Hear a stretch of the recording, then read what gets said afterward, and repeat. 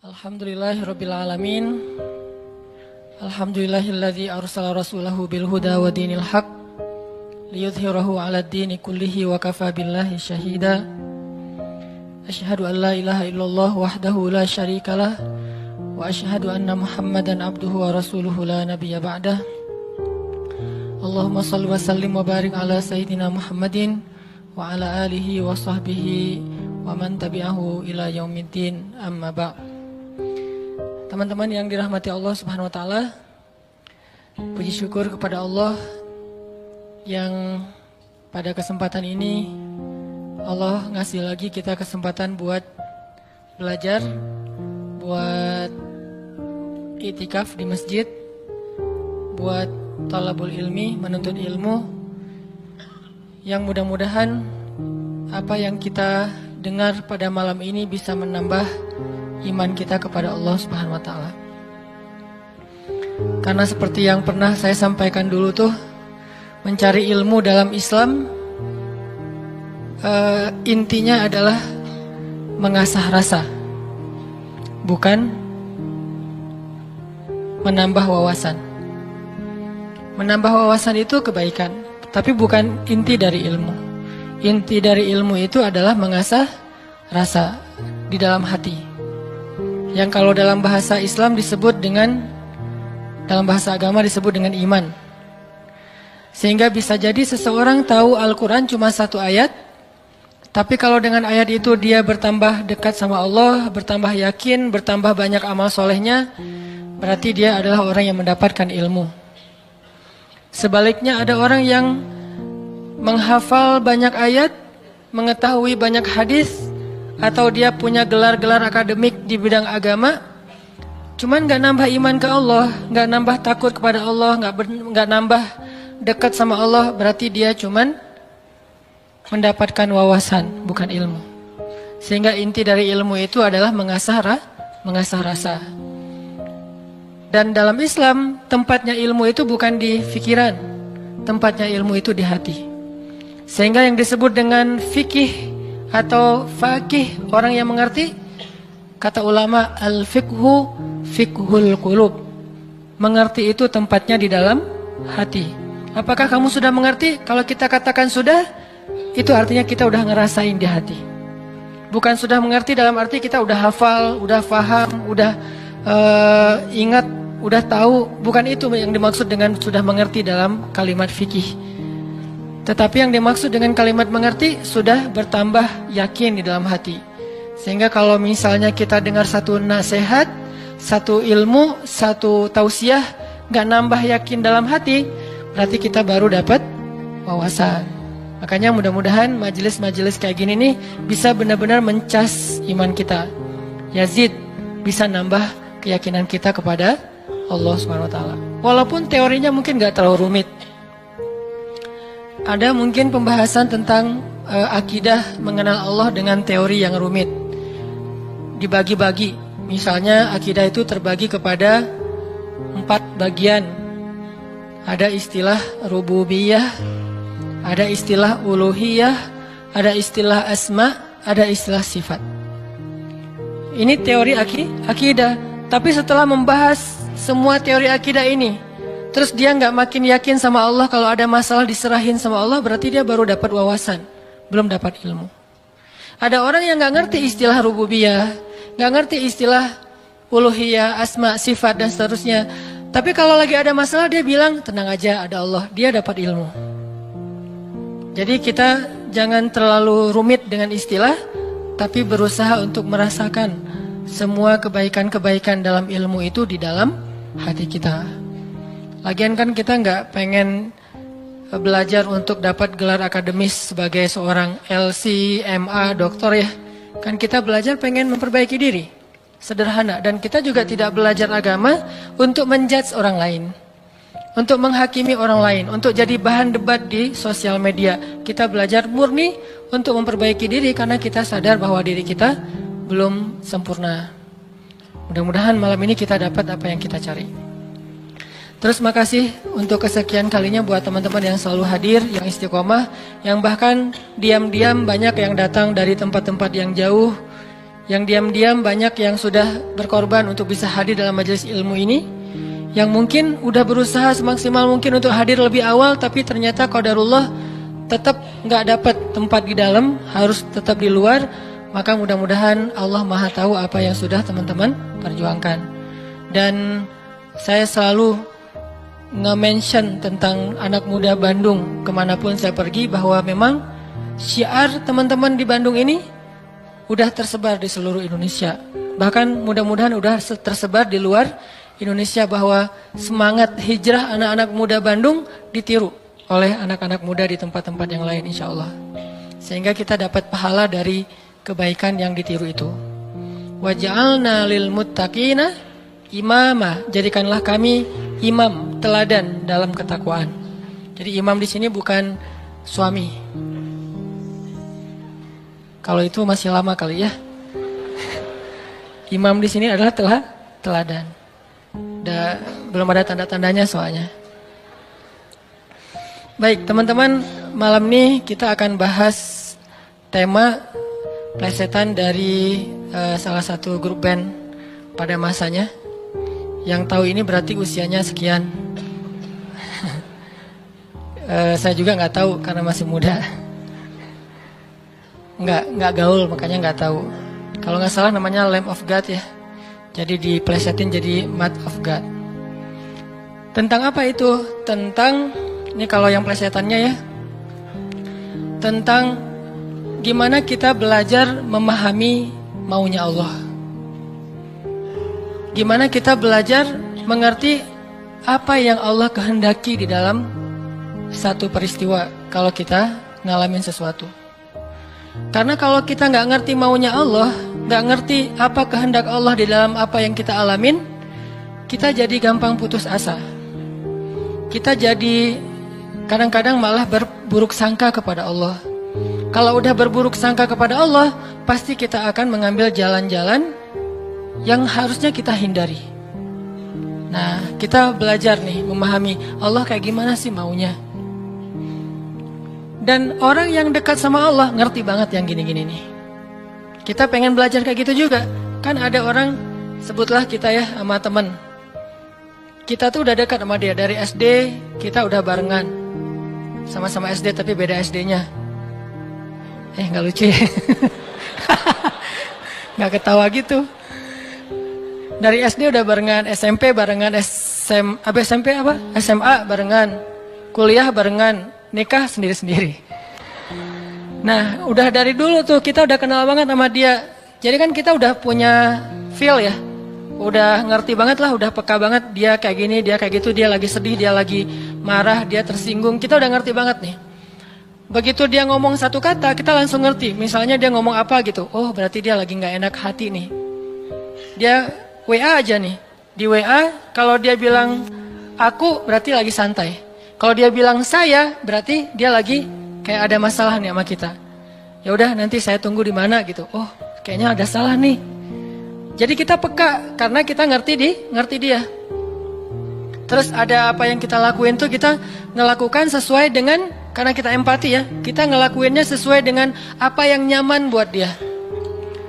Terus kalau dia misalnya ngelakuin sesuatu, kita ngerti kenapa dia melakukan itu. Nggak sampai seseorang suuzon. Kenapa ada orang suuzon sama dia? Karena nggak ngerti sama dia. Kenapa ada orang yang salah karena nggak ngerti. Gitu juga kita ke Allah. Sahabat Nabi itu sangat mengerti Allah kayak gimana, Rasul kayak gimana, sehingga ketika turun ayat Al-Quran, mereka bukan cuma ngerti teks atau makna dari ayat secara tekstual, tapi mereka juga ngerti pesan di balik ayat itu. Ini berarti kita udah berusaha untuk berpikir dengan apa maunya Allah. Kalau bahasa agama dengan logika Rabbaniyah, bukan dengan logika ilmiah, tapi Rabbaniyah, berpikir dengan logika Allah, bukan dengan logika kita doang. Contoh teman-teman, ketika turun ayat, salah satu ayat terakhir yang turun kepada Nabi di Al-Maidah, Al-yawma akmaltu lakum dinakum wa atmamtu alaikum ni'mati wa raditu lakumul Islam dinan. hari ini telah aku sempurnakan untuk kalian nikmatku, singkatnya, dan aku ridhoi Islam sebagai agama bagi kalian. Ketika turun ayat ini, sebagian besar para sahabat bertakbir, Allahu Akbar, bahagia gitu. Kenapa bahagia? Karena ayat ini ayat berita gembira, artinya Islam udah sempurna. Islam sudah utuh, syariat udah beres nih. Tapi ada satu sahabat, yaitu Abu Bakar As-Siddiq, malah nangis ketika ayat ini turun. Ketika yang lain berbahagia. Ditanya sama sahabat yang lain, kayak Umar gitu, ya Abu Bakar, wahai Abu Bakar, kenapa kamu bersedih, kenapa kamu nangis? Bukankah ini ayat busyra, berita gembira? Kata Abu Bakar, ya ini ayat berita gembira. Terus kenapa kamu sedih? Soalnya kalau agama sudah sempurna, syariat sudah utuh, berarti tugas Nabi udah selesai. Kalau tugas Nabi udah selesai, berarti sebentar lagi Nabi akan kembali kepada Allah. Ini tanda-tanda perpisahan. Bisa dibilang kalau haji itu ada haji wada, ayat juga ada ayat wada, ayat perpisahan. Salah satu ayat perpisahan surat Al-Maidah ini. Barulah para sahabat yang lain realize, dan mereka pun menangis. Ini berpikir, merasanya itu udah benar-benar peka. Kalau bahasa kemanusianya empati gitu. Kayak saya pernah jalan sama istri.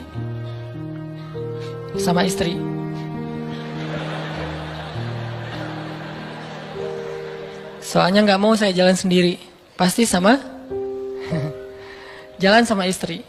Terus diajak sama temen makan seafood, ikan panggang. Istri saya tuh udah tahu kalau saya nggak biasa dan nggak masuk nih kalau makan ikan panggang. Paling mentoknya ikan goreng atau ikan di asam pedas gitu ya, garang asam.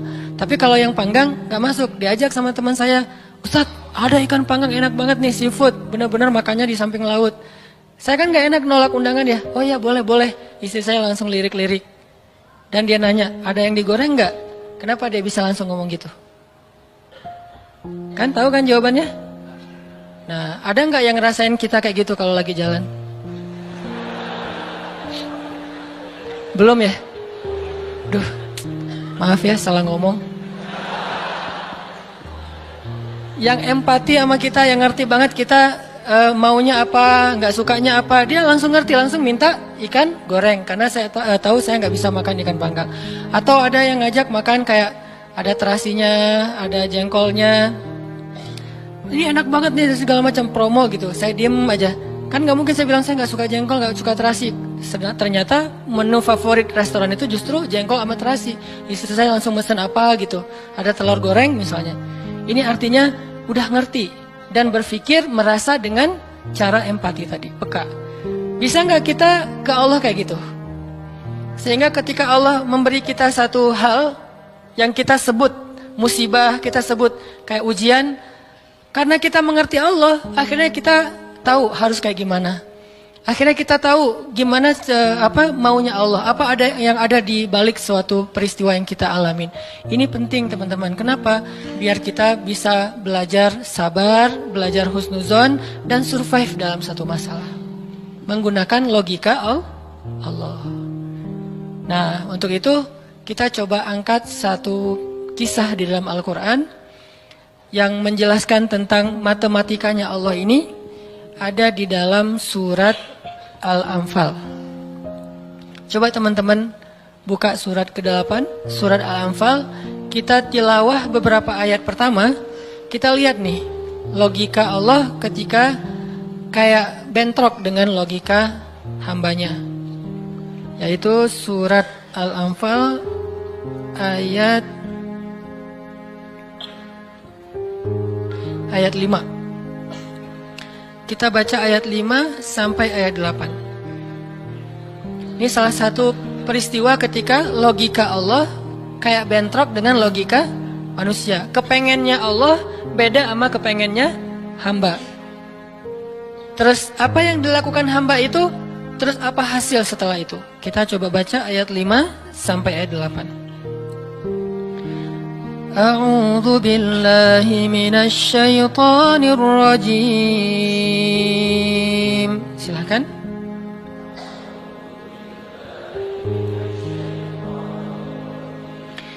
Bismillahirrahmanirrahim.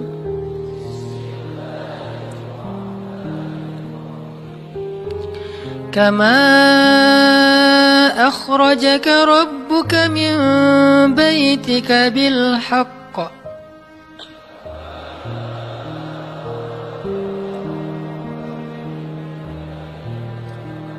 wa inna fariqam minal mu'minina lakarihun.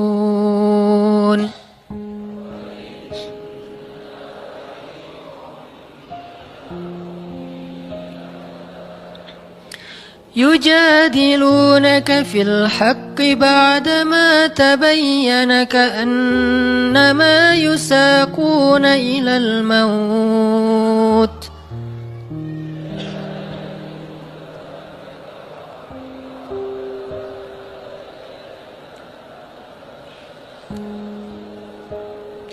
كأنما يساقون إلى الموت وهم ينظرون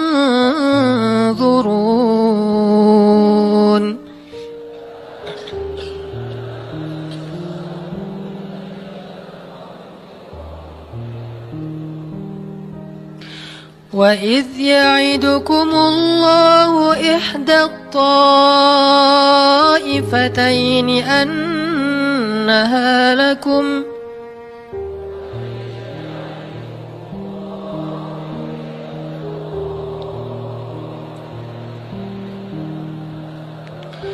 وتودون أن غير ذات الشوكة تكون لكم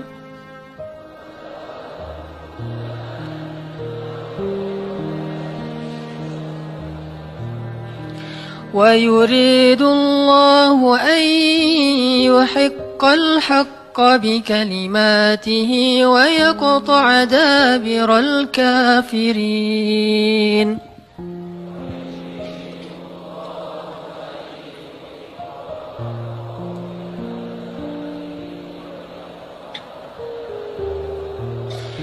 ليحق الحق ويبطل الباطل ولو كره المجرمون.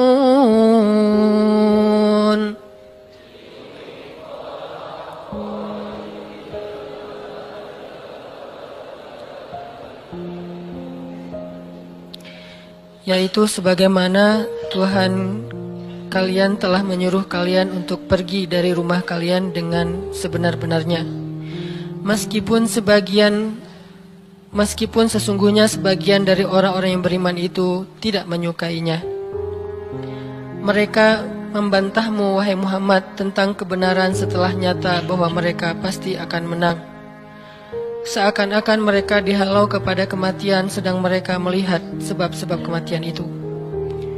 Dan ingatlah ketika Allah menjanjikan kepada kalian bahwa salah satu dari dua golongan yang kalian hadapi adalah untuk kalian, sedangkan kalian menginginkan golongan yang tidak memiliki senjatalah untuk kalian. Tetapi Allah hendak membenarkan yang benar dengan ayat-ayatnya dan memusnahkan orang-orang yang menentang sampai ke akar-akarnya, agar Allah memperkuat yang hak itu Islam dan menghilangkan yang batil atau kemusyrikan, walaupun orang-orang yang berdosa itu tidak menyukainya. Shadaqallahul Adzim. Ngerti teman-teman? Agak kurang jelas ya. Kenapa kurang jelas? Karena kita mungkin sebagian belum membaca kisah yang ada di dalam ayat ini. Salah satu tips paling gampang kalau kita pengen ngerti ayat Al-Quran, baca dulu sejarah yang berkaitan dengan ayat itu. Kalau dalam ilmu tafsir itu disebut dengan asbabun nuzul, peristiwa-peristiwa yang menyebabkan turunnya ayat tersebut. Contohnya surat Al-Anfal. Kalau teman-teman pengen ngerti surat Al-Anfal, coba sebelum baca surat Al-Anfal, baca dulu peristiwa Perang Badar secara lengkap. Nanti di buku sejarah tuh ada Perang Badar, cari yang paling tebal, biar nanti pas kita baca detail, banyak hal-hal kecil yang kita jadi ketahuan. Baca peristiwa Perang Badar, setelah berkali-kali baca udah ngerti banget, kayak nonton film berkali-kali sampai hafal. Setelah itu coba baca surat Al-Anfal. Pasti beda.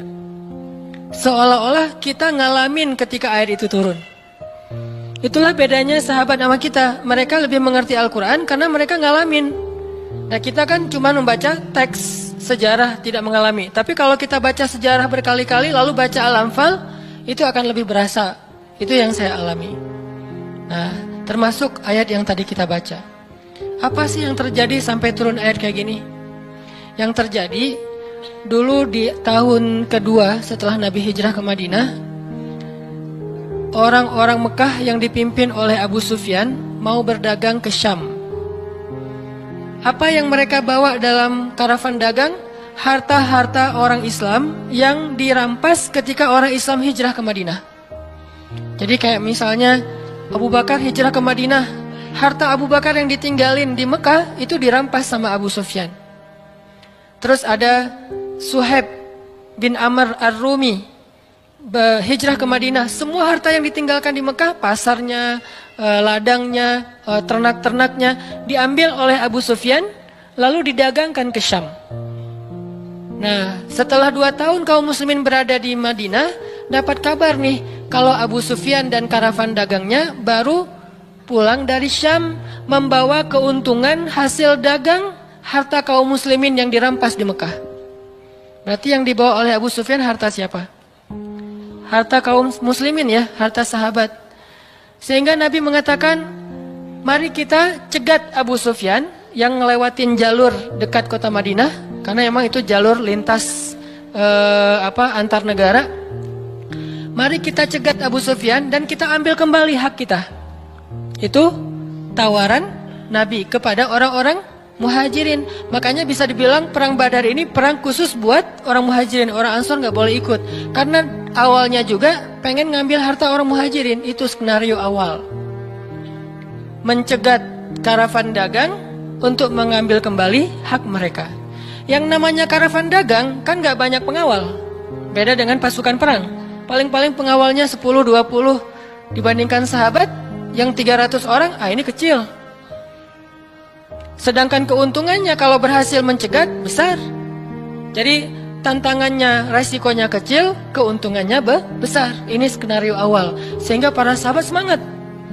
Udah 2 tahun kita kelaparan, udah 2 tahun kita nggak punya apa-apa, bergantung kepada orang Ansor, nggak enak sama orang Ansor, masa makan terus di rumah orang. Nah sekarang kebetulan harta kita lewat nih, ya udah kita rampas lagi. Itu skenario awal. Udah siap-siap nih, udah siap-siap mau berangkat jalan.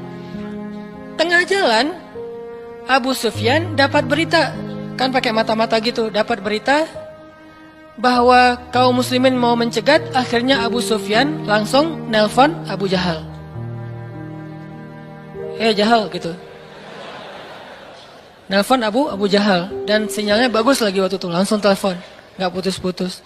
Kita mau dicegat nih. Coba kamu kirim pasukan untuk melindungi karavan dagang. Soalnya harta yang kami bawa juga ada hak kamu di situ. Jadi diiming-imingi. Abu Jahal pun kemudian mengumpulkan orang-orang Mekah sebanyak kurang lebih 1000 orang untuk mengawal karavan dagangnya Abu Sufyan. Langsung melesat, satu pasukan bergerak cepat, sehingga sekarang ada 2 target. Satu karavan dagang, satu lagi pasukan militer yang jumlahnya 1000 orang. 3 kali lipat lebih banyak dari kaum muslimin. Tiba-tiba turun ayat kepada Nabi. Terus Nabi mengatakan kepada para sahabat, wahai para sahabat, sekarang kita punya 2 pilihan. Mau tetap mencegat Abu Sufyan atau kita sekarang malah beralih ke Abu Jahal dengan pasukannya. Sok pilih yang mana kalian. Kaum muslimin sebagian besar memilih tetap seperti rencana awal, mencegat karavan dagang. Jangan mencegat pasukan. Ngapain kita capek-capek perang sama Abu Jahal, untungnya nggak ada. Terus pasukannya lebih banyak, resikonya lebih besar. Dan mereka terlatih, kita sipil yang dipersenjatai seadanya. Mending kita tetap kepada Abu Sufyan. Untungnya besar, resikonya kecil, dan sama-sama sipil. Tapi ternyata ketika disuruh pilih kayak gitu, kaum muslimin udah memilih pilihan mereka, Allah memilih pilihan Allah. Kata Allah, enggak, aku memilih kalian menghadapi Abu Jahal. Berat gak sih kayak gitu? Ini matematika Allah, hitung-hitungannya Allah nih. Logika Allah. Kadang hidup kita kayak gitu banget teman-teman. Kita pengen kuliahnya ini, ternyata yang lulusnya bagian ini. Saya dulu pengen kedokteran, tapi lulusnya malah ke Mesir. Ya alhamdulillah, karena nilai eksaknya jelek. Ya udahlah ke Mesir aja. Dan ke Mesir juga dulu niatnya bukan mau kuliah, mau main. Oh bagus juga kan, dulu ada Dunia dan Berita suka perkiraan cuaca gitu kan, internasional. Kairo hujan gitu. Wah Kairo, pengen kuliah ke luar negeri. Artinya bukan pengennya saya ke Kairo, tapi Allah menghendaki kayak gitu. Bukan pengennya saya menikah, Allah yang menginginkan. Saya pengennya dari dulu, bukan waktu itu. Jadi bukan pengennya saya menunda pernikahan ya. Pengennya mah 17 tahun nikah wilah. Lulus SMA atau belum lulus mah nikah. Tapi pengennya Allah usia 22 tahun. Ada yang 32 tahun. Ada yang 42 tahun. Ada yang masih betah sendiri.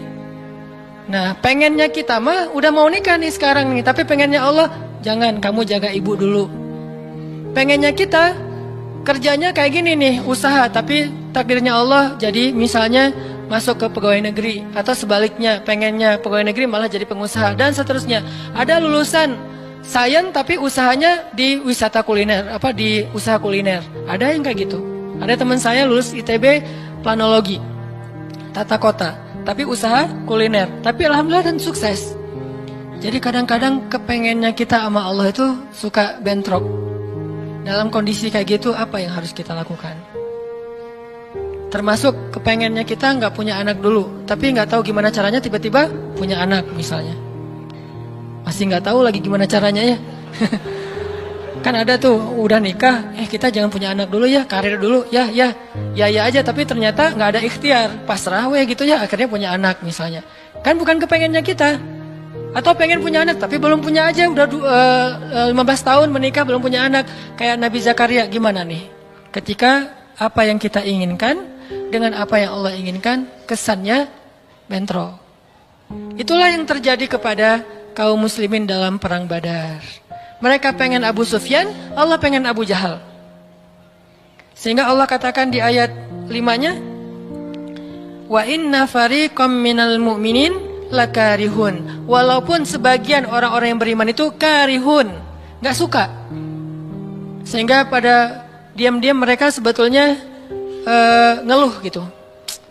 Kenapa ya jadi berubah gini, tahu gini dari awal gitu kan ya. Mulai desas-desus di antara kaum muslimin. Karihun, tidak suka dengan pilihan ini, gak suka dengan tawaran ini.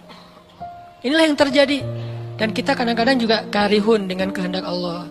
Karihun, kenapa sih harus kayak gini? Kenapa sih saya hidupnya gini-gini amat? Kenapa saya yang diperlakukan kayak gini? Kenapa? Dulu ada satu tips, katakan saja la'allahu khair. Ya mudah-mudahan ada kebaikan di sini. Yang penting saya udah ikhtiar, jadinya kayak gini, ya udah jalanin aja. Saya udah ikhtiar, jadinya sama dia, ya udah jalanin aja. Mudah-mudahan la'allahu khair. Nah ini kita coba nanti lanjutkan lagi kisah perang Badar. Terus kita coba lihat hubungannya dengan hidup kita tuh kayak gimana. Mudah-mudahan kita bisa tahu apa yang harus kita lakukan kalau keinginan kita dan keinginan Allah kadang-kadang seperti bentrok. Kita sholat isya dulu ya. Bismillahirrahmanirrahim. Teman-teman yang dirahmati Allah Subhanahu wa taala, tadi kita bahas tentang gimana kadang-kadang kondisi ketika keinginan kita sama maunya Allah itu nggak ketemu. Kita dalam contoh sehari-hari aja, misalnya mau main, ternyata lapangannya becek misalnya. Kalau buat anak-anak BMX atau skate mau ngetrik, ternyata lagi cedera. Atau mau jalan sama seseorang, hujan misalnya. Apain lagi? Mau beli handphone baru, ternyata usaha kita yang tadi kita udah pikirin ada untungnya malah rugi. Mau jalan-jalan keluar kota, pasangannya sakit.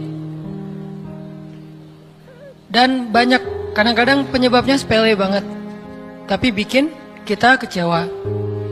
Nah gimana caranya kalau kondisinya kayak gitu? Sama kayak para sahabat dulu dalam perjalanan umroh. Pengen umroh, ternyata udah sampai di perbatasan kota Mekah, nggak boleh masuk, disuruh pulang lagi ke Madinah. Itu kan diceritain dalam surat Al-Fatihah tentang perjalanan umroh yang berakhir dengan malah perjanjian Hudaybiyah. Niatnya pengen umroh tapi endingnya perjanjian. Yang isi perjanjiannya, poin-poinnya kayaknya ngerugiin umat Islam banget. Tapi kan Allah punya rencana, dan rencana Allah pasti yang terbaik daripada rencana kita. Masalahnya gimana kita bisa ridho, bisa rela kalau kondisi itu terjadi dalam hidup kita. Kita sih yakin, ini adalah qadarullah, keinginan Allah. Tapi bikin kita yakin itu jadi berbuah, yakin itu kan kayak pohon ya. Iman itu adalah pohon. Gimana biar pohon ini berbuah? Salah satu buahnya itu adalah sifat ridho, sifat nerima. Sehingga dengan sifat ridho itu akhirnya kita punya kebaikan. Kebaikannya jadi bisa survive, tenang hadapi masalah, sabar dan seterusnya. Nah, gimana caranya? Setelah kita dapat sesuatu, kita yakin kepada Allah, terus jadi ridho. Nah, ini belajar matematikanya Allah Subhanahu wa Ta'ala. Dan itulah yang terjadi dalam perjanjian Hudaybiyah, terjadi kepada Siti Maryam yang tadi dibacain suratnya. Maryam gak pengen punya anak tanpa suami. Kalaupun harus punya anak, nikah dulu. Tapi Allah punya rencana lain. Rencana manusia punya anak setelah nikah. Lagian Maryam lagi belum siap menikah nih. Belum ada cowok yang pantas buat Maryam. Justru karena itulah Allah beri dia anak tanpa laki-laki, tanpa suami. Kenapa? Nggak ada suami yang pantas buat Maryam. Mungkin satu-satunya lelaki yang pantas buat Maryam cuma Nabi Muhammad. Tapi kan beda zaman. Masa Maryam harus nunggu Nabi Muhammad 300 tahun lagi kan ya? Nah, ternyata karena nggak ada yang pantas buat dia, akhirnya dia punya anak tanpa harus melalui seorang suami. Mungkin kita terlalu soleh sehingga nggak ada yang pantas buat kita. Pantasnya cuma bidadari, ya udah di akhirat nikahnya. Husnuzannya mah ya. Mungkin di atas nih nggak ada yang pantas jadi imamnya, soalnya terlalu solehah. Jadi imam juga kayak ragu gitu. Aduh, ngimamin dia, hafalannya udah luar biasa, bacaannya lebih bagus, guru tahsin lah gitu. Saya baru belajar pratahsin, masa mau jadi imam seorang cewek yang guru tahsin? Karena dia terlalu keren, akhirnya nggak ada yang pantas buat dia nih. Maryam kayak gitu banget.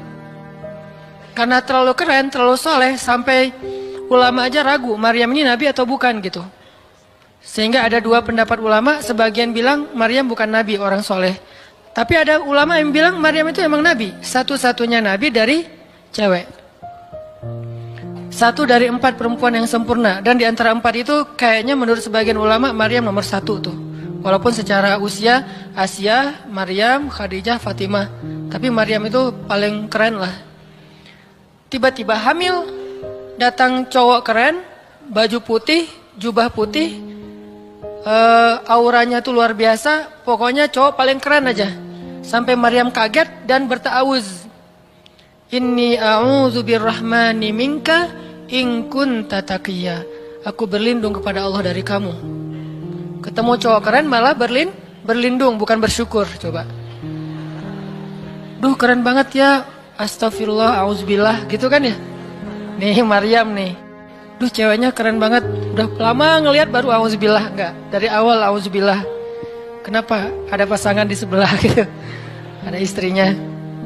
Nah, Maryam langsung ta'awuz, inni a'udzu birrahman minka in kunta taqiyya. Kata Jibril, cowok keren itu ternyata namanya Gabriel. Kata Gabriel, innama ana rasulu rabbik li'ahaba laki ghulaman zakiyya. Jangan takut Maryam, aku itu utusan Tuhanmu. Artinya malaikat yang pengen ngasih kamu anak yang sangat suci. Kata Maryam, anna yakunu li ghulam, gimana saya akan punya anak? Walam yamsasni basyarun. Gak ada seorang laki-laki pun yang pernah nyentuh saya, nyentuh aja gak pernah. Walam aku baghiyya, dan saya juga tidak pernah merendahkan diri depan laki-laki, artinya berbuat dosa. Anna yakunu li ghulam, gimana caranya saya punya anak? Kata Jibril, kadzaliki qala rabbuki huwa alayya hayyin. Itu udah kehendak Allah, kehendak Allah. Dan itu hayyin, mudah banget buat Allah Subhanahu wa taala. Sepele banget lah buat Allah. Fahamalat, tiba-tiba Maryam hamil.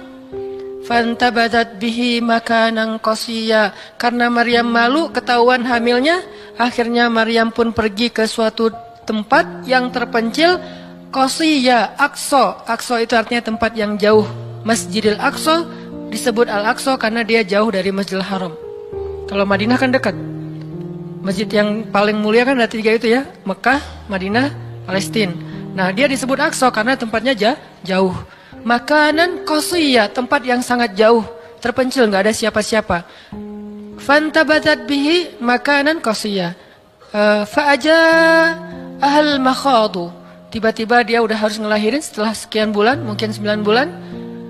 Qalat, dia bersandar di sebuah pohon, kemudian dia berkata, ya laitani mittu qabla hadza wa kuntu nasyam mansiya. Dia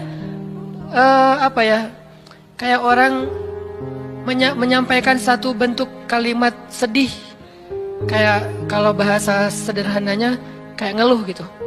Ya laitani mittu qabla hadza, aduhai seandainya aku mati aja daripada harus menanggung malu kayak gini. Maryam itu kan pemalu banget.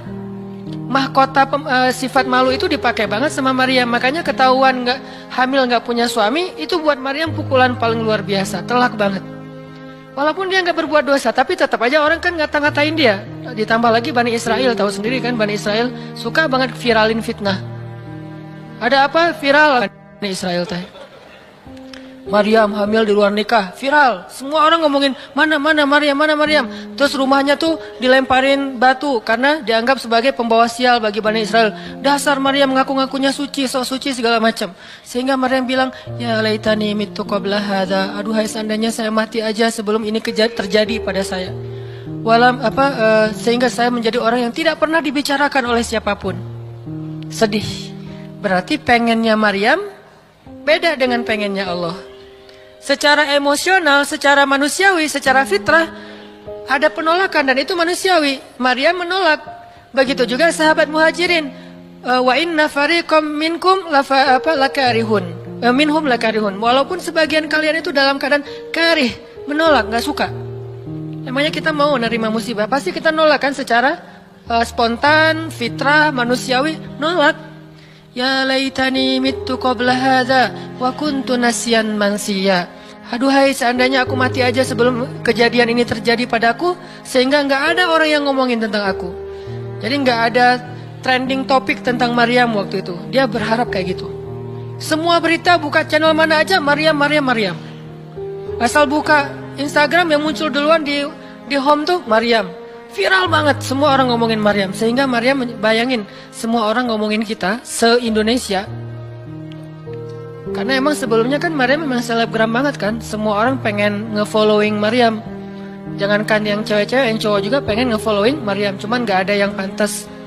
Semuanya kagum sama Maryam, respect. Tiba-tiba berubah. Kalau gak naik, jatuh kan gak berasa nih. Kita gak naik jatuh, paling keseleo dikit. Tapi kalau naiknya udah terlalu tinggi jatuh, kan lebih sakit nih. Maryam tuh naiknya udah terlalu tinggi. Saking tingginya sampai Nabi menyebut dia satu di antara 4 yang sempurna di muka bumi. Gak ada perempuan yang sempurna kecuali 4 itu. Itu benar-benar dipuja-puja tuh Maryam. Pengen punya anak nanti namanya Maryam. Pengen punya istri kayak Maryam. Pengen punya ibu kayak Maryam. Pokoknya Maryam itu idola banget tuh di zaman tersebut. Bani Israel kalau suka lebaynya luar biasa. Kalau benci, wah noraknya juga luar biasa. Itu Bani Israel. Berlebihan gitu. Kalau suka habis-habisan sampai dijadikan Tuhan kan dulu mereka pernah mengangkat seorang laki-laki yang soleh jadi Tuhan. Namanya Uzair. Uzair. Disebut sebagai anak Tuhan. Kemudian juga Isa juga gitu. Bani Israel tuh luar biasa kalau suka. Kalau benci, wah habis-habisan juga tuh dijelek-jelekin. Kayak mereka ngejelek-jelekin Musa, Harun. Kalau Harun gak terlalu sih, Musa. Kayak mereka ngejelek-jelekin Nabi, malaikat malaikat Jibril. Kan Bani Israel paling gak suka sama Jibril ya. Jadi gak ada orang Yahudi nama anaknya Gabriel tuh gak ada. Rata-rata nama anaknya Michael. Karena mereka senang banget sama Mikail, gak suka sama Jibril. Kenapa? Jibril itu kalau turun pasti bawa perintah. Wahyu kan? Jibril mah hese, bawa perintah wae gitu. Bawel Jibril menurut mereka. Kalau Mikail keren, bawa rezeki, bawa rahmat, bawa apa. Sehingga mereka senangnya sama Mikail. Dibikinlah film Jin versus Gabriel. Malah nggak yang baik itu waktu itu jin. Kan banyak tuh film-film kayak gitu tuh. Itu memang dari dulu kayak gitu. Nah, Maryam naik tinggi, dipuja-puja semua orang. Maryam, kalau ketemu Maryam, fall back dong, gitu-gitu pada. Wah, pokoknya heboh aja sama Maryam. Tiba-tiba ada kasus, Maryam kan jatuhnya dalam banget sehingga Maryam tuh nggak siap perasaannya. Bukan karena dia sombong dan senang dipuja, tapi memang dia orang yang selama ini nggak melakukan kesalahan apapun, tiba-tiba dihadapkan dengan tuduhan yang sangat-sangat menyedihkan. Mirip dengan yang dialamin oleh Aisyah dituduh selingkuh. Orang sekelas Aisyah dituduh selingkuh kan berat banget. Kita aja dituduh macam-macam udah wah sedih kan, apalagi Aisyah. Sekelas Aisyah yang terjaga dituduh selingkuh. Maryam terjaga dituduh selingkuh. Ternyata diam-diam Maryam banyak banget ada versi gosip dia melakukannya dengan rahib. Ada yang gosip melakukannya sesama murid di Al-Aqsa, ada gosip melakukan dengan Zakaria, banyak gosip. Berat banget buat Maryam sehingga Maryam mengatakan, ya laitani mittu qabla hadza wa kuntu nasiyan mansiya. Aduhai seandainya aku mati aja. Aduhai seandainya dulu aku nggak bikin akun Instagram, pasti nggak akan jadi apa-apa gitu. Nyesel udah punya akun. Udah gitu banyak lagi yang ngomongin. Akhirnya turun ayat. Turun lagi Jibril. Turun malaikat. Fanadaha min tahtiha alla tahzani qad ja'ala rabbuki tahtaki sariya. Dipanggillah Maryam oleh malaikat itu. Ya Maryam, la tahzani. Kalau Abu Bakar, la tahzan. Kalau Maryam, la tahzani. Dua orang yang disebutkan kalimat la tahzan di dalam Al-Quran. La tahzan, innallaha ma'ana. Siapa? Abu Bakar. Kalau Maryam, la tahzani, qad ja'ala rabbuki tahtaki sariya. Jangan sedih wahai Maryam, gak usah khawatir. Allah udah memunculkan mata air di bawah kakimu. Artinya Allah yang akan merawat kamu, Allah yang akan ngebelain kamu, Allah yang akan deketin kamu, Allah bersama kamu wahai Maryam. Apa pelajarannya di sini teman-teman? Ketika Allah menggunakan logikanya yang kita tidak bayangkan, yang awalnya kita tolak, itu artinya Allah sedang memberikan kita kesempatan hanya akan ditolong oleh Allah saja, tidak oleh makhluk. Ketika Allah menempatkan kita dalam satu situasi yang sulit, yang sampai bikin kita kehabisan ide nih gimana cara keluar dari situasi ini, itu berarti Allah lagi ngasih kita kesempatan masuk dalam sebuah situasi yang tidak ada yang bisa nolong kita kecuali Allah. Allah pengen nolong sendiri. Dan pertolongan Allah itu ajaib. Tapi kalau Allah tempatkan kita dalam sebuah situasi yang kita masih berpikir dan menemukan beberapa jalan walaupun belum pasti bisa, berarti kita masih diberikan kesempatan yang nolong kita itu makhluk. Oh, minta tolong ke si fulan, minta tolong si fulan. Tapi begitu kita mentok, kenapa ya kok berat banget nih masalah saya? Berarti Allah lagi menempatkan kita di sebuah situasi yang Allah sendiri yang akan menolong kita. Itulah perang Badar, itulah perang Ahzab, itulah Hudaybiyah, itulah Maryam, itulah banyak kisah kayak gitu. Situasi yang kayak udah mentok banget, yang nggak pernah kita bayangkan, yang kita awalnya pasti nolak secara spontan. Berarti Allah lagi nempatin kita di sebuah situasi yang Allah pengen men-treat kita langsung sendiri, nggak mau pakai yang lain. Qad ja'ala rabbuki tahtaki sariya. Allah sendiri yang akan memunculkan mata air di bawah kakimu wahai Maryam. Ayub juga kayak gitu.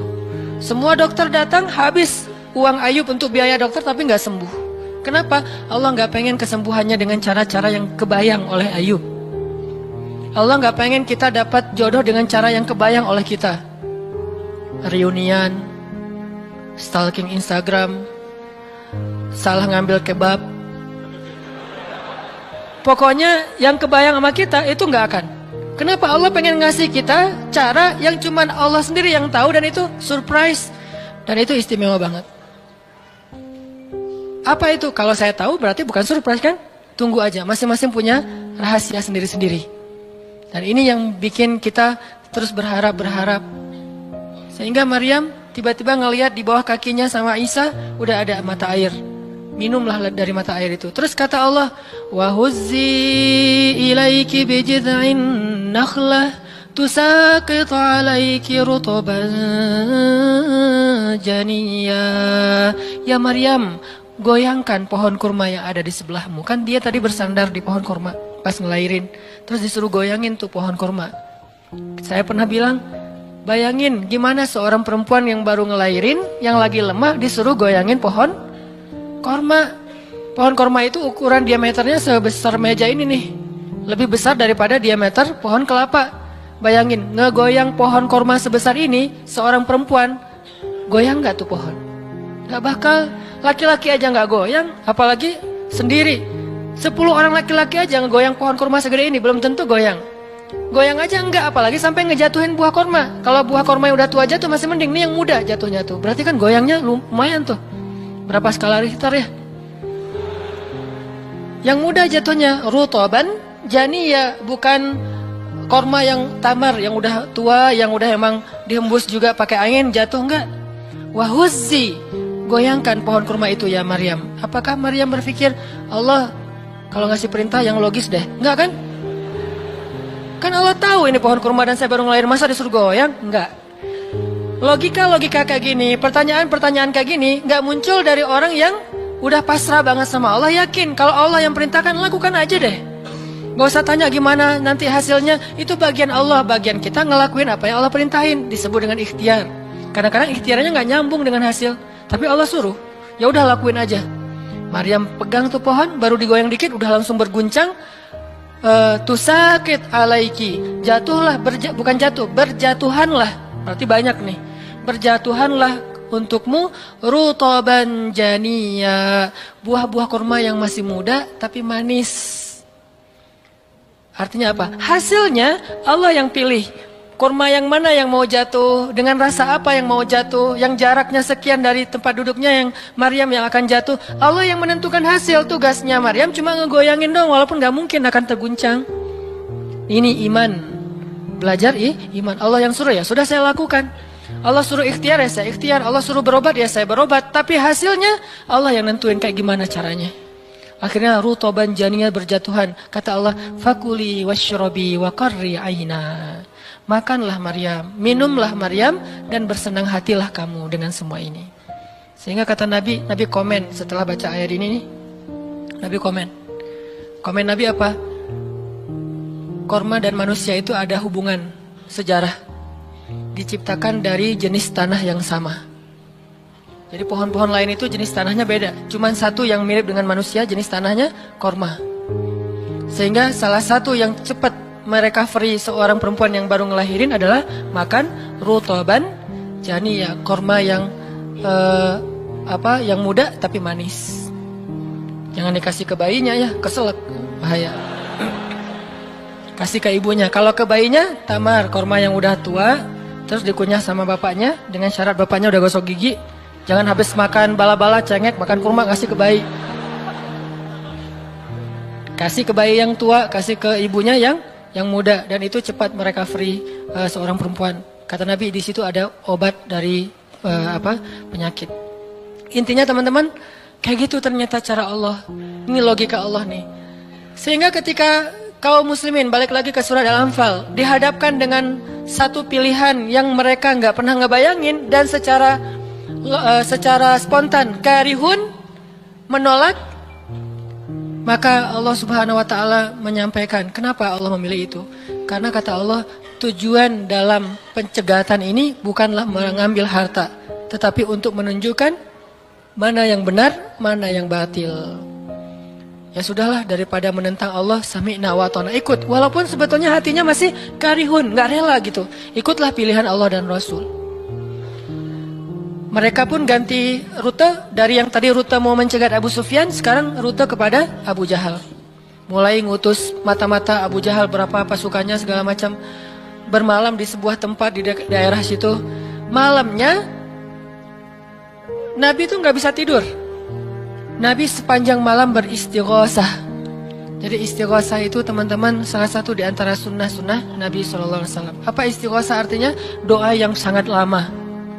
Nabi malam itu sama Abu Bakar berdua nggak tidur, yang lain pada tidur kan, besok mau perang nih. Malam ini mereka tidur, besok mau tanding aja disuruh tidur kan ya. Apalagi besok mau perang, tidur, wajib tidur. Yang belum tidur pokoknya pura-pura tidur aja. Kayak kita besok mau akad kan harus tidur ya, walaupun susah tidurnya. Cie.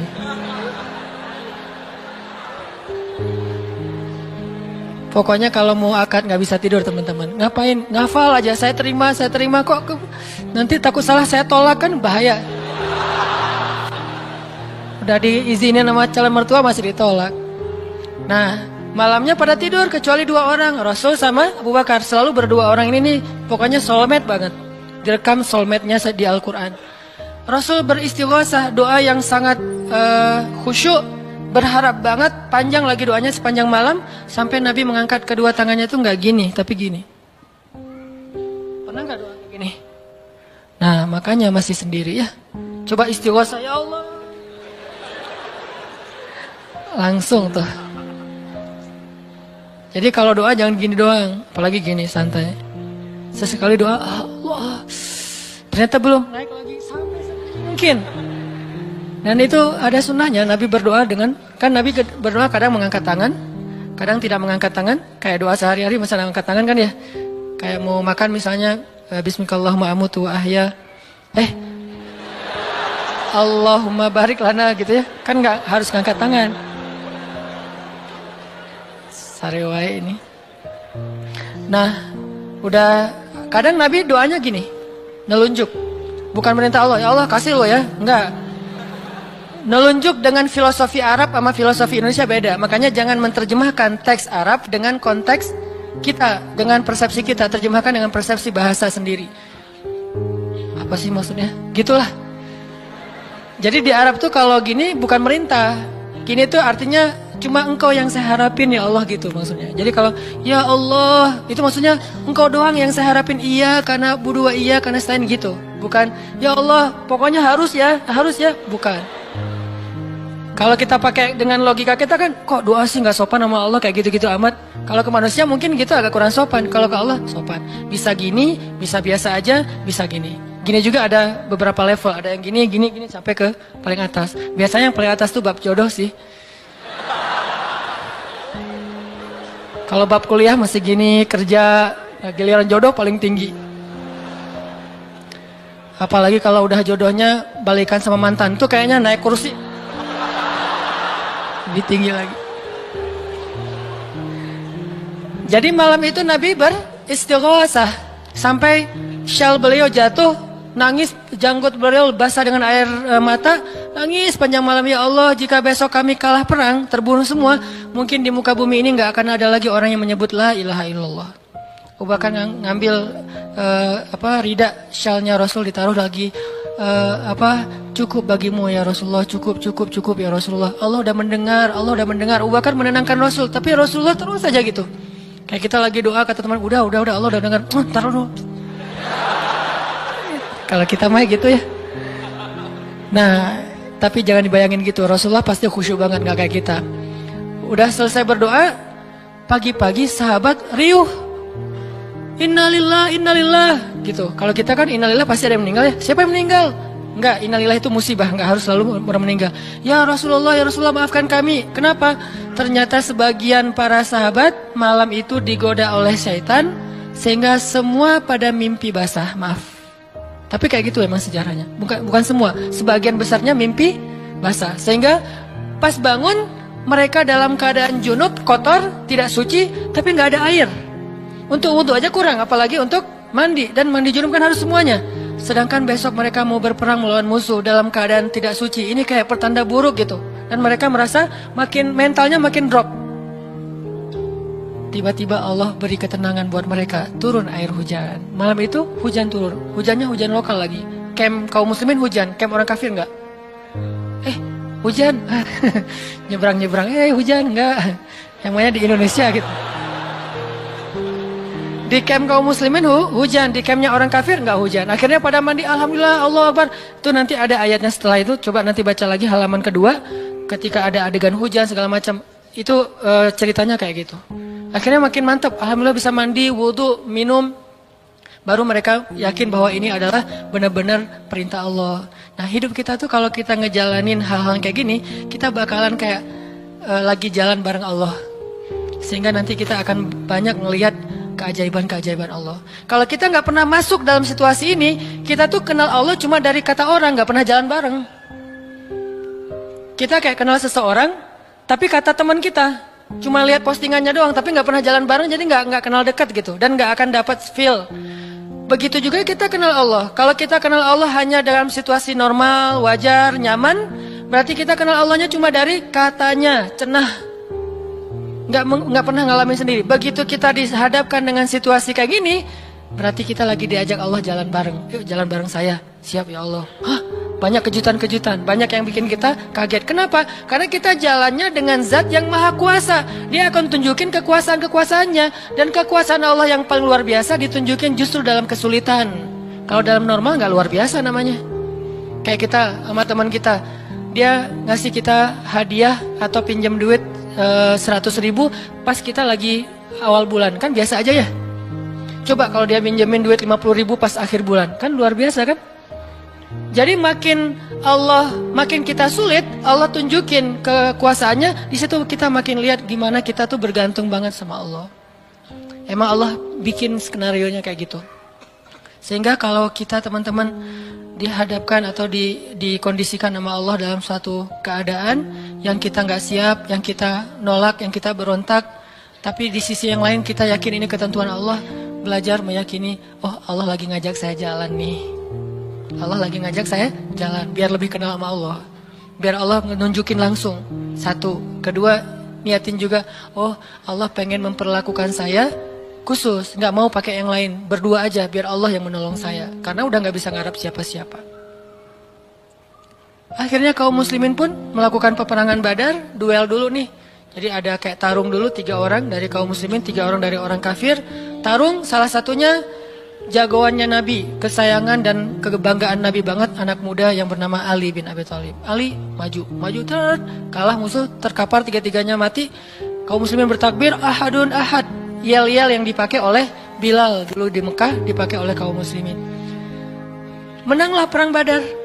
Dan dalam peperangan itu Allah tunjukkan yang luar biasa, kaum muslimin ditolong oleh makhluk yang turun dari langit berbondong-bondong, terbang menyambar dengan pakai ikat kepala berwarna hijau.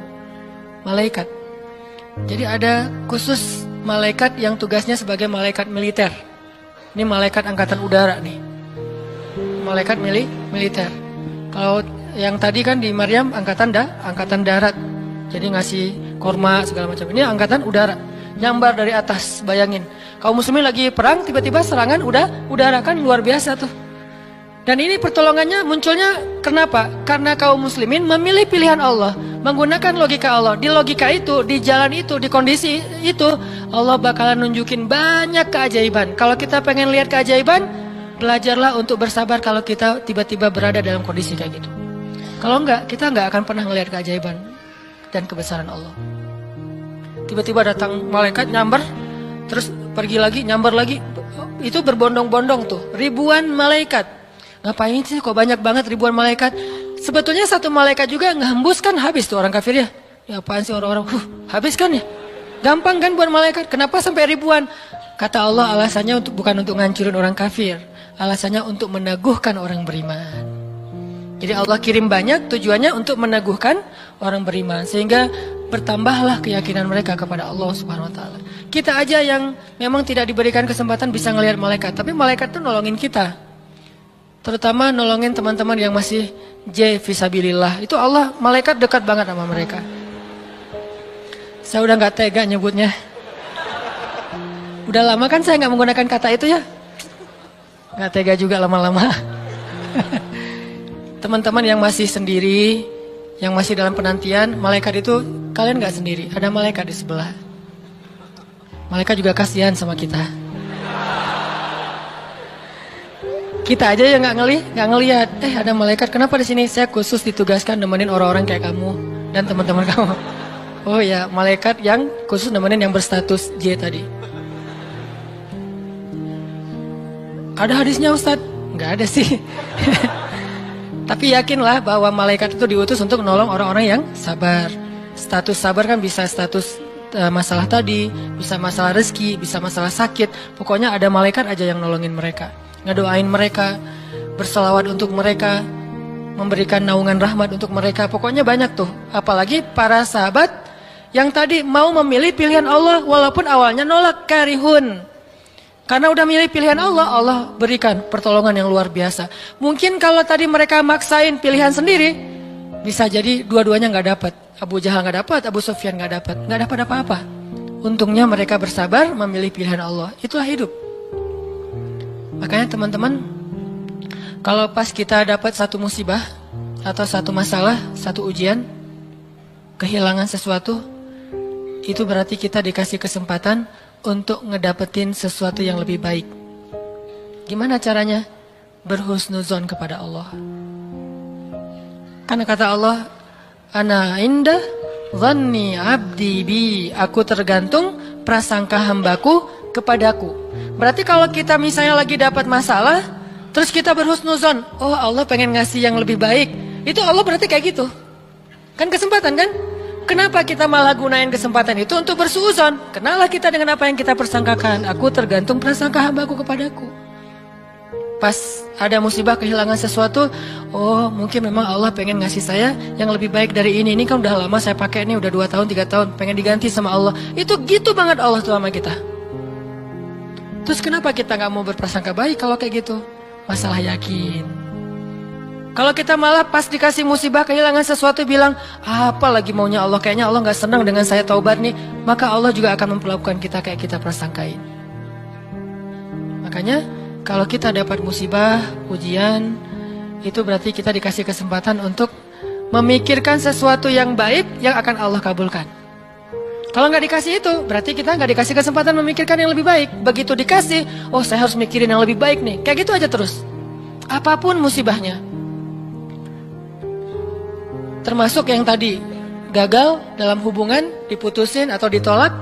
Kita mikirin, oh berarti Allah mau ngasih yang lebih baik dari dia. Ternyata tetap ujung-ujungnya dia juga. Kok bisa?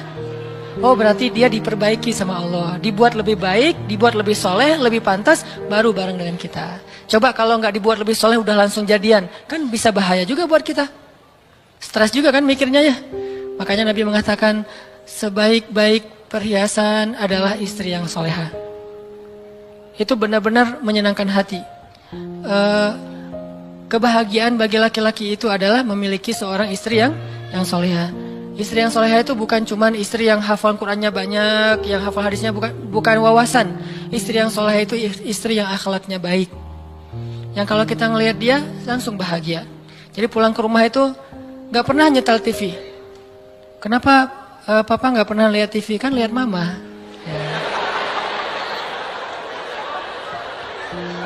Yang lama nonton TV, pasti ini nggak nyaman ngelihat istrinya nih. Jadi kalau sampai rumah bikin kopi, duduk di tengah ruangan, lihat istri lalu lalang gitu. Pak, TV-nya di situ, ngapain ke sana, kemana mama pergi? Itulah hiburan buat papa. Berat juga Pernah nggak ngomong kayak gitu? Belum. Gimana mau ngomong, nggak ada orangnya ya. Nanti kalau udah ada gitu tuh. Makanya saya jarang nonton TV, sering nonton YouTube soalnya. Nah ini ya teman-teman. Jadi kita berprasangka begitu dikasih musibah, oh berarti Allah pengen ngasih yang lebih baik. Yang terbaik deh yang kita prasangkain. Karena Allah akan kayak gitu banget. Inilah rahasia matematika Allah. Ya Allah berlakukan kepada Ahlu Badar. Ya Allah berlakukan kepada para sahabat yang berjanjian Hudaybiyah, Bai'atul Ridwan. Ya Allah berlakukan kepada Siti Hajar, Maryam, dan banyak lagi kisah-kisah yang benar yang disebutkan di dalam Al-Quran. Mudah-mudahan nambah yakin kita. Kita bukan minta musibah, tapi emang itu fitrah kehidupan manusia.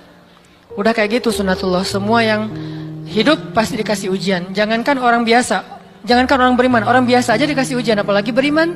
Beriman itu pasti dikasih ujian sama Allah. Cuman karena ujian itulah Allah memperlakukannya lebih istimewa daripada orang lain. Jadi siapa orang yang paling istimewa di mata Allah? Yang paling banyak diuji. Jadi jangan pede dulu bahwa kita lebih istimewa di mata Allah gara-gara kita ibadahnya lebih bagus dari teman kita. Bisa jadi teman kita nggak tahajud. Bukan berarti nggak perlu tahajud ya, tahajud keren, bagus, luar biasa. Tapi ini kalau kita ke orang lain gitu, misalnya kita udah tahajud, misalnya kita udah ta'lim, misalnya kita udah tilawah, misalnya kita udah sedekah, misalnya. Terus kita ngerasa kayak lebih baik dari orang lain, jangan. Karena bisa jadi ibadah teman kita, diam doang tuh. Ngapain? Sabar menghadapi ujian, itulah ibadahnya. Bisa jadi orang yang paling mulia di mata Allah itu orang yang sedang sakit di rumah sakit atau di rumahnya yang nggak bisa berobat bertahun-tahun. Pas kita lihat ke dia mah nggak, ibadahnya nggak dahsyat kayak kita. Nggak pernah ikut taklim, tilawahannya sedikit-sedikit, paling juga yang dia hafal aja karena udah nggak bisa baca saking sakitnya. Tapi ibadahnya itu 24 jam sehari. Lewat apa? Sabar menghadapi ujian sakit. Berarti bisa jadi teman kita yang baru diputusin itu lebih mulia daripada kita yang baru jadian. Jadi jangan ngeledekin ya, jangan suka membuli lah. Karena yang dibully itu bisa jadi lebih mulia daripada yang membuli. Astagfirullahaladzim. Ya. Itulah teman-teman kajian tentang matematika Allah. Mudah-mudahan kita mengerti. Maksud mengerti di sini meyakini, bisa bertambah yakin sama Allah dan bisa diterapin. Tadi kalau dikasih ujian berarti kita punya kesempatan berprasangka baik supaya kita dapat apa yang kita prasangkakan. Kalau dikasih ujian berarti Allah pengen ngajak kita jalan berdua nih. Kalau dikasih ujian berarti Allah pengen memperlakukan kita secara khusus, nggak mau yang lain bantu kita, pengen Allah doang yang bantu. Dan itu keistimewaan dari Allah untuk kita. Ya Allah, paham kami kehendak-kehendak-Mu ya Allah. Jangan biarkan kami berburuk sangka kepada Engkau ya Allah. Karena jika kami berburuk sangka kepadamu, maka itu tidak akan merugikan Engkau sedikit pun ya Allah.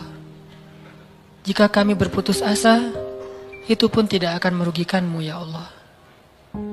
Engkau tidak butuh kepada kami, tetapi kami yang butuh kepadamu ya Allah. Pahamkan kami tentang ketentuan-ketentuan-Mu. Pahamkan kami tentang kebijaksanaan-Mu. Pahamkan kami tentang kebaikan yang ada di sisi-Mu. Sehingga kami bisa menjalani hidup kami dengan penuh prasangka baik. Menjalani hidup kami dengan penuh kesabaran, optimis, berserah, dan selalu yakin kepada Engkau ya Allah. Ya Allah, kuatkanlah iman kami. Karena dengan kekuatan iman itulah kami bertahan. Kami tidak bertahan karena fisik kami yang kuat. Kami tidak mampu bertahan karena uang kami yang banyak. Kami tidak mampu bertahan karena kesempatan kami yang lapang.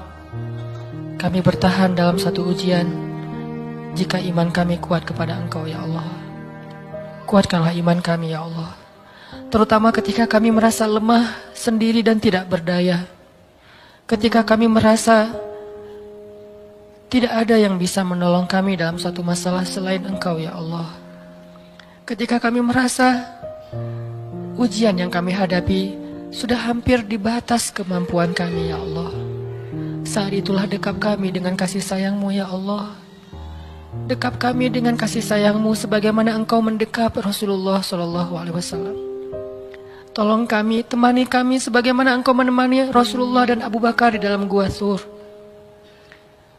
Beri kami jalan keluar sebagaimana Engkau memberikan kebaikan kepada Maryam. Jangan biarkan kami berputus asa dan memilih jalan yang tidak Engkau ridhai ya Allah. Kami takut dan kami berlindung kepadamu dari nafsu diri kami sendiri ya Allah. Kami berlindung kepadamu dari kelemahan diri kami sendiri ya Allah. Kelemahan yang membuat kami tidak lagi berharap kebaikan di sisi-Mu. Kelemahan yang dalam diri kami yang membuat kami tidak mau lagi berikhtiar. Kelemahan dalam diri kami yang membuat kami berputus asa. Kami berlindung kepadamu dari kelemahan itu ya Allah.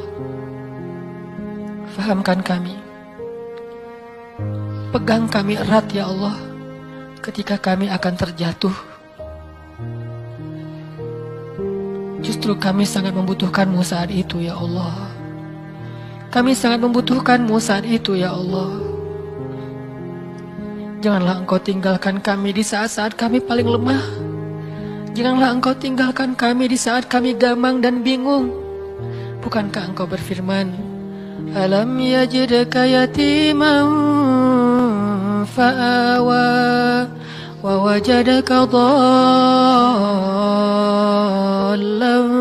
fahada wa wajadaka 'ailan faghna. Engkau yang menemani orang yang merasa yatim sendiri. Engkau yang memberi petunjuk kepada orang yang bingung dan tidak tahu arah. Dan Engkaulah yang mencukupkan orang-orang yang kekurangan dan kelaparan. Temani kami ya Allah. Beri kami petunjuk ya Allah. Cukupkanlah kami ya Allah. Kami mohon ya Allah. Genggamlah hati kami ketika kami dalam keadaan rapuh. Ketika kami dalam keadaan galau. Ketika kami dalam keadaan lemah. Ilahana, jangan lepaskanlah ikatanmu kepada kami. Jangan lepaskan pandangan kasih sayangmu atas kami. Jangan lepaskan dekapanmu dari kami ya Allah. Janganlah Engkau turunkan baroahmu kepada kami, sebagaimana Engkau turunkan baroah kepada orang-orang yang Engkau murkai. Jangan Engkau biarkan hidup kami istidraj kepada kehancuran, sebagaimana Engkau pernah mengistidrajkan orang-orang yang Engkau benci. Sayangi kami ya Allah. Dekatkan kami kepadamu ya Allah. Itulah yang paling berharga dalam hidup kami ya Allah. Kadang kami bisa menjauh dari seseorang yang kami sayangi. Kadang kami bisa kekurangan dari hal-hal yang kami butuhkan. Kadang kami bisa merasa lemah dan tidak berdaya. Tetapi asalkan Engkau ada di sebelah kami, asalkan Engkau bersama dengan kami, maka semua itu akan bisa kami lalui ya Allah. Jangan tinggalkan kami sedetik pun dalam hidup kami ya Allah. Jangan tinggalkan kami sedetik pun dalam hidup kami ya Allah. Rabbana, dengarkanlah doa-doa kami ya Allah. Perkenankanlah permohonan-permohonan kami ya Allah. Terimalah amal-amal kami walaupun masih sedikit dan banyak keterbatasan. Dan ampunkan dosa-dosa kami ya Allah. Rabbana atina fid dunya hasanah wa fil akhirati hasanah wa qina adzabannar. Subhanakallahumma wa bihamdika asyhadu an la ilaha illa anta astaghfiruka wa atubu ilaik. Assalamualaikum warahmatullahi wabarakatuh.